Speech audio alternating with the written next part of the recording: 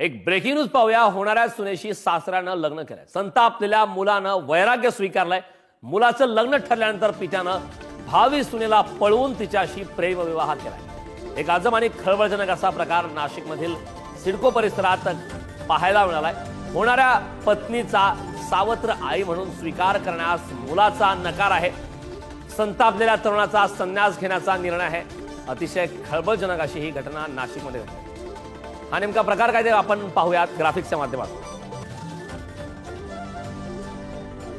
नाशिक सिडकोतील सर्वसामान्य कुटुंबातील घटनेनं खळबळ। मुलाच्या लग्नासाठी मुलगी पाहण्याचा झाला कार्यक्रम। सासऱ्याला मुलगी आवडली, तिच्यावर जडलं प्रेम। पत्नी नसल्यानं होणाऱ्या सुनेशी सासऱ्याचे प्रेम संबंध। एकीकडे मुलाच्या लग्नाची तारीख ठरली,